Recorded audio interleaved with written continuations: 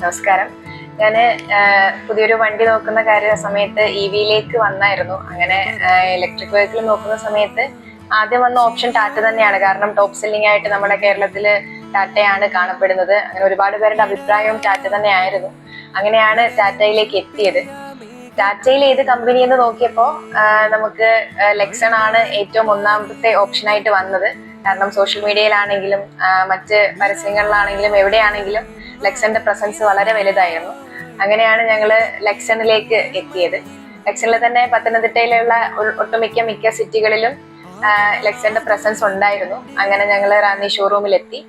പിന്നീട് ഏകദേശം ഈ ഒരു മാസത്തിനുള്ളിൽ തന്നെ വണ്ടിയുടെ എല്ലാ പ്രൊസീജിയേഴ്സും വളരെ എളുപ്പത്തിൽ വളരെ ഈസി ആയിട്ട് തന്നെ ചെയ്തു തന്നു. ഡോക്യുമെന്റിന്റെ കാര്യങ്ങളാണെങ്കിലും ബാക്കി എല്ലാ കാര്യങ്ങളും വണ്ടിയെ സംബന്ധിച്ചുള്ള എല്ലാ കാര്യങ്ങളും ഞങ്ങൾക്ക് ഒരു ടെൻഷനും ഉണ്ടായില്ല. വളരെ സിമ്പിൾ ആയിട്ട് കാര്യങ്ങളെല്ലാം കഴിഞ്ഞു. എല്ലാവരും ഫാമിലിയിൽ എല്ലാവരും ഹാപ്പിയാണ്. Thank you Lexson. ഇടനെഞ്ചിൽ പെയ്യാ മേഘക്കാരുടെ വഴിമാ